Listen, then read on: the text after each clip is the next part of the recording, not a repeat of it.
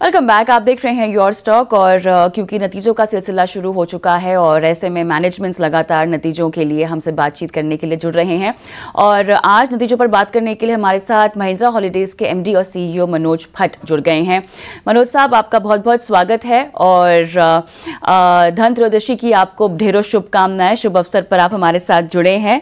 चर्चा का आगाज करते हैं और जिस तरह का स्ट्रॉन्ग ग्रोथ का मोमेंटम हमने देखा है दूसरी तिमाही में, उसी पर बात करना चाहते हैं।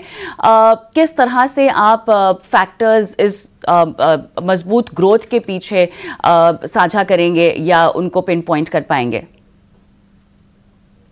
थैंक यू शो पे मुझे बुलाने के लिए और सभी व्यूअर्स को मेरी शुभकामनाएं फॉर द फेस्टिव सीजन।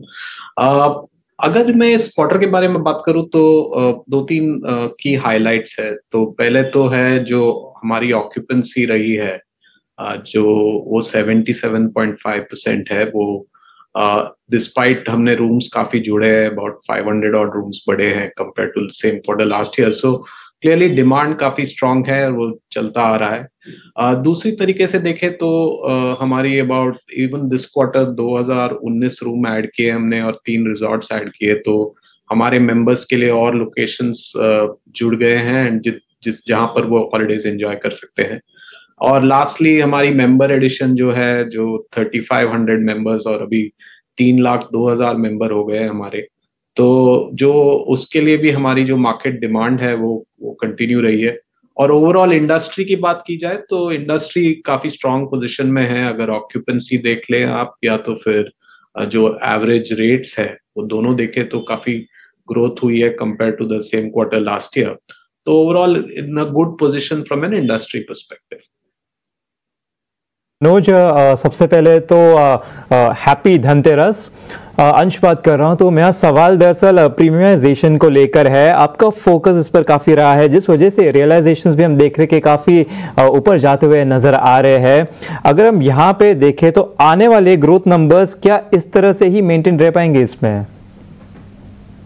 तो अंश, अगर हम प्रीमियमाइजेशन की बात करें, जैसे हमने लास्ट क्वार्टर भी बताया था कि हमारी जो नई अप्रोच है, जो प्रोडक्ट और जो मार्केट्स है, उसका जो फोकस है कि हम ओवरऑल हायर टेन्योर प्रोडक्ट्स बेचे, ओवरऑल मिक्स चेंज करें, तो वो सक्सेसफुल हुई है। जैसे अभी जो इस क्वार्टर में ओवरऑल AUR जो बोलते हैं हम, एवरेज यूनिट रियलाइजेशन और एवरेज सेल्स वैल्यू, वो 5,04,000 के करीब है, जो 28% increase compare to same quarter last year, जो 28% बढ़ा है।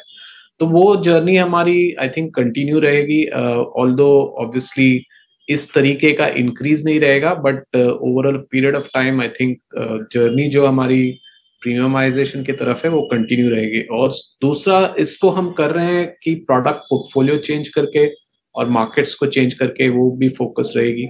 और इस दौरान हम आई थिंक अनदर 1-2 क्वार्टर ये जर्नी कंटिन्यू रहेगी और ओवरऑल AUR में आपको इंक्रीज दिखाई देगी। मिस्टर भट्ट, तो आपका फोकस प्रीमियम एंड पर रहेगा, तो क्या आप हमें बता सकते हैं आपके एक्सपेंशन प्लान्स क्या रहेंगे? कौन से नए होटल्स, कौन से नए प्रोजेक्ट्स पर आप अभी फोकस करेंगे और कैपेक्स प्लान्स क्या रहेंगे अगले 2-3 साल के लिए? मैंने बताया था कि हमारी जो एस्पिरेशन है वो 10,000 रूम बाय FY30 तक 10,000 रूम। अभी हम 5,500 रूम के करीब है। तो जो हमारी करंट विजिबिलिटी है अराउंड 60-70% के बीच में है। तो that is something which is already visible, जो हमें दिखाई दे रहा है आज के डेट में।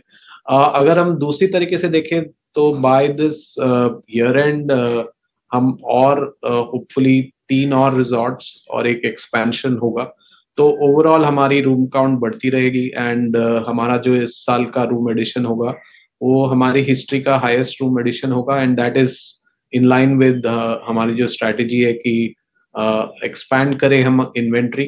जहाँ तक कैपेक्स की बात है, हम कभी कैपेक्स नंबर डिस्क्लोज नहीं करते, बट जो भी है हमारे लॉन्ग टर्म प्लान्स अगर आप देखें तो वो रूम एडिशन के हिसाब से बता रहे हैं, which is our main capex.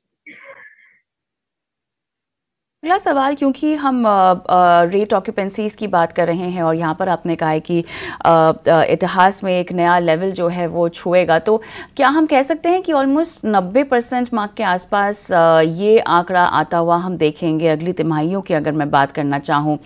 और साथ ही डिमांड में ऐसे कौन से नए ट्रेंड्स हैं जिसको लेकर आप इतने ऑप्टिमिस्टिक हैं और इतना जोर दे रहे हैं अपने तमाम एक्सपेंशन स्ट्रैटेजीज पर भी?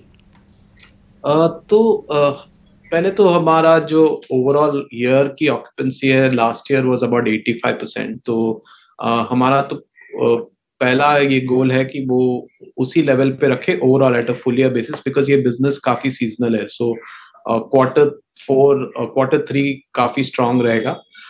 दूसरी बात है कि ओवरऑल जो हम देख रहे हैं कि जो हॉलीडेइंग ट्रेंड है हमारे मेंबर्स में, और हमारा मेंबर बेस्ड मॉडल है, तो यूजुअली सारे मेंबर्स जो है वो अपनी हॉलीडे बुक करते हैं, तो हमारी विजिबिलिटी रहती है। तो उस विजिबिलिटी के हिसाब से देख रहे हैं कि मेंबर्स ज्यादा ट्रैवल कर रहे हैं, छोटे ब्रेक्स ले रहे हैं, और ड्राइविंग हॉलीडेज काफी इंक्रीज हुई है। सारी ट्रेंड्स पॉइंट कर रही है कि जो ओवरऑल हमारी डिमांड साइकिल है for holidays overall, I think वो स्ट्रांग बरकरार रहेगी।